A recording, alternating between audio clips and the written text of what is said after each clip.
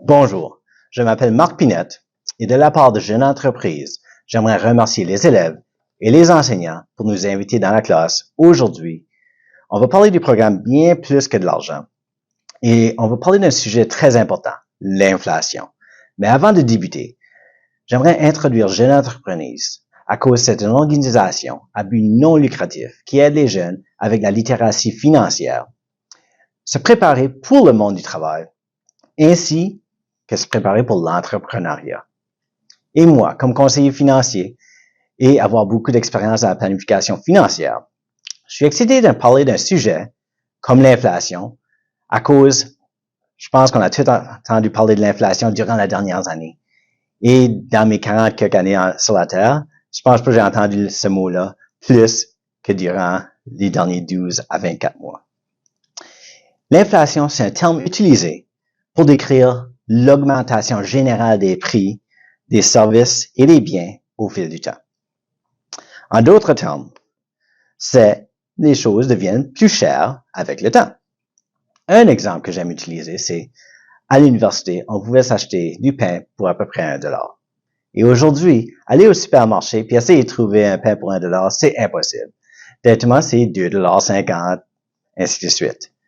Et ça, c'est un exemple très concret de l'inflation à fur et à mesure du temps. Et lorsque l'inflation se produit, la valeur de ton dollar diminue de valeur avec le temps. L'inflation peut être causée par différents facteurs, incluant une augmentation dans la demande pour des produits et des biens, une diminution de l'offre qui existe sur le marché, ainsi qu'une augmentation des coûts de production pour des biens et des services. 3 différents facteurs.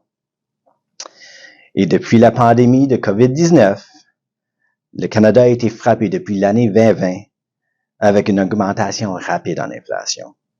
Et ça nous affecte tous. Vos parents, ça va affecter vous autres, ainsi de suite. L'un des principaux facteurs de l'inflation due au COVID, c'est la perturbation de la chaîne d'approvisionnement causée par le confinement et les restrictions des gouvernements internationaux. Et ça affecte divers secteurs de l'économie, tels que le transport et la manufacture. Il y a une pénurie de biens et de matières premières, à ce qui provoque des hausses de prix. Un exemple qu'on aime utiliser, c'est la hausse de prix du bois d'œuvre qui existe. Depuis 2019, le prix d'un 2x4 a augmenté de 3 fois la valeur. Et qu'est-ce que sont les répercussions de cette action? Il coûte beaucoup plus pour se bâtir une maison, ici, et partout à travers du monde en général, à cause d'un produit brut de la construction d'une maison. Ici, en Nouvelle-Écosse, on a un autre problème. C'est qu'avec la COVID, il y a beaucoup de monde qui travaille maintenant à la maison.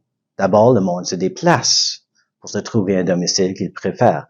Il y a beaucoup de monde de l'Ontario, la Colombie-Britannique, l'Alberta, l'International, qui ont déménagé en Nouvelle-Écosse.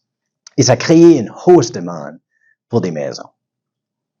Mais, comparé aux années d'auparavant, il n'y a pas autant de maisons qui sont à vendre.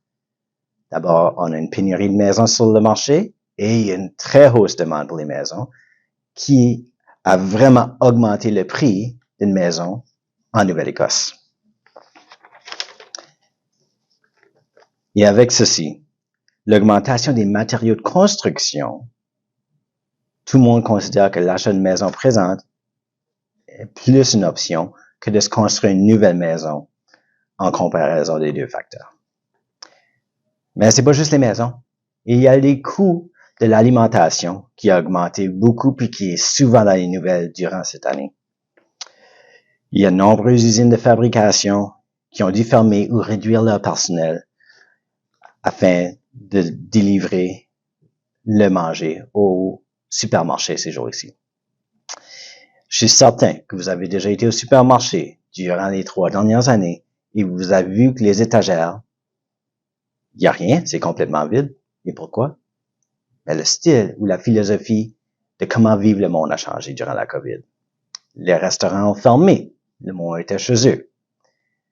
Et ils ont du goût à cuire leur propre manger ou découvrir différents aliments à consommer. Et ceci, à tout ce changement de style de vie, a créé une pénurie d'alimentation sur les étagères qui a haussé le prix, en plus des différents facteurs qu'on a déjà discutés. Un autre facteur qui a entraîné des taux d'inflation élevés durant la pandémie, c'est le financement supplémentaire que les gouvernements ont accordé aux particuliers et aux entreprises au Canada. Le gouvernement a donné de l'argent aux Canadiens pour les soutenir durant cette période de crise. D'abord, le monde sont chez eux.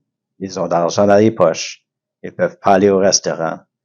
Ils achètent des choses en ligne. Mais les choses en ligne ou les biens ou les services, il n'y a pas assez. D'abord, on a une hausse de demande. On a une pénurie de produits sur le marché qui a créé une augmentation de prix sur des choses qui existaient déjà. Un exemple de ceci sont les bicyclettes aussi. Le prix d'une bicyclette a augmenté de 50% durant la COVID. Il n'y avait pas assez de bicyclettes, il fallait attendre une année avant de recevoir ta bicyclette. Le prix a augmenté, ceci affecte l'inflation. Et où est-ce qu'on est rendu aujourd'hui? Le gouvernement est en train d'augmenter les taux d'intérêt. Mais qu'est-ce que ça fait, ça, quand tu entends que la Banque du Canada a augmenté les taux d'intérêt? Le monde qui ont des dettes, il faut qu'ils payent plus d'argent pour gérer leurs dettes. D'abord, ils ont moins d'argent dans le compte banquier. Et moins d'argent dans le compte banquier mène à une réduction de demande pour des produits. Et une réduction de demande pour des produits mène à une diminution des prix pour ces produits-là. Et une diminution de prix mène à une diminution de l'inflation, et ainsi de suite. Est-ce que les répercussions sont immédiates? Non, ça prend du temps pour que les effets prennent place. D'abord, on est sur la bonne route, mais on n'est pas fini avec le taux d'inflation qui est généralement plus haut qu'on a vécu durant les dernières années. Je vous remercie de m'avoir écouté et j'espère que cela va vous assurer une santé financière parfaite aujourd'hui et dans le futur. Merci.